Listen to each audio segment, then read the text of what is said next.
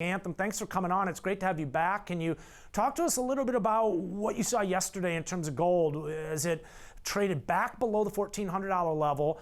It seemed to coincide with the lift that we saw in the US dollar as it got back up above the 96 level. Have you been keeping a close eye on that inverse correlation there?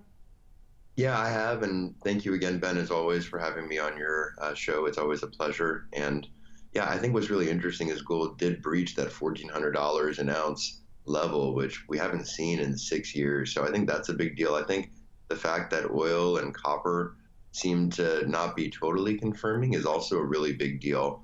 I think it shows potentially some credit contraction issues that gold might be the barometer for. I know you've spoken a lot on your program before. Anthem, the move lower not only coincided with the move up in the dollar, but also a more accommodative approach to trade negotiations with China and news out of the G20. Does this put all that gold rally on hold for now, at least the component associated with it that was tied to some of the geopolitical tensions?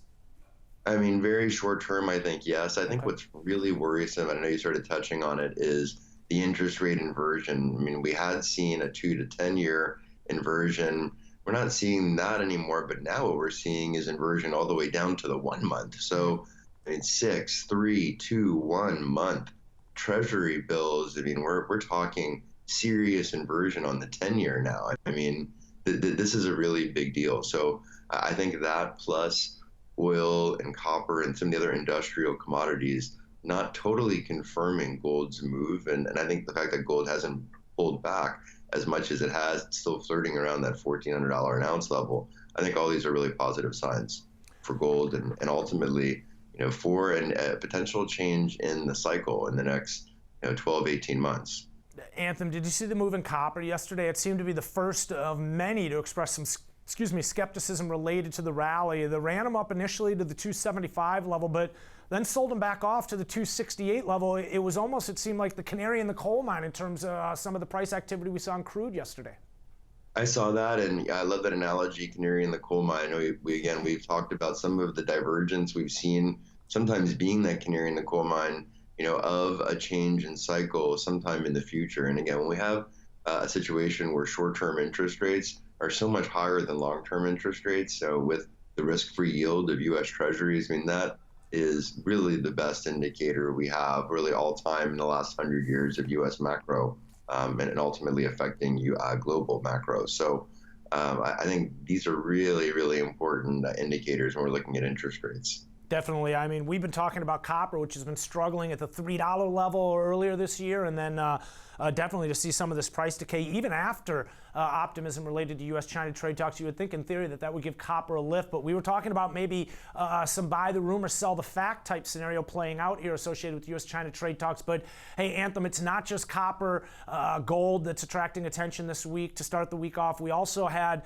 Bitcoin on the move, closing last week out, and again, for the most part, a lot of volatility as of recent there. What are you seeing? Yeah, well, we haven't seen $10,000 of Bitcoin since back in late November, early December 2017. So it's been 18 plus months. So that was really positive. I think the fact that it's back above 10,000 barely this morning, I think is a good sign. I think $3,200 of Bitcoin that we saw back in December is long gone. And again, to viewers out there that aren't in Bitcoin, remember, don't get intimidated by that $10,000 of Bitcoin price. You can buy increments as small as $20, $100. Bitcoin is divisible down to 1/100 million. So that's 8 decimal places. So I think it's a really great time to get curious about Bitcoin if you're not in, and if you are in, to increase your position.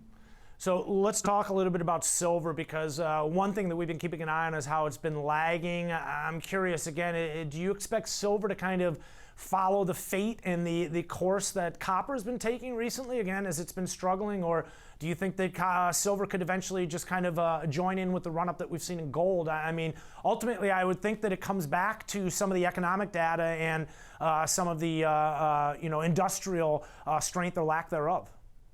Yeah, I think, again, great comments. I mean, I think what might be possible is if we see silver and gold, again, more positively correlated, I think that could be an indicator that we are nearing toward the end of a credit expansionary cycle, having a quick credit deflationary cycle. I think, if we see gold's pull, that strong of a gravitational pull, so to speak, on silver, and silver kind of away from copper, that it'll be an indicator that a credit contraction is near and that we're going to be changing cycles and we're going to have a correction, if you will.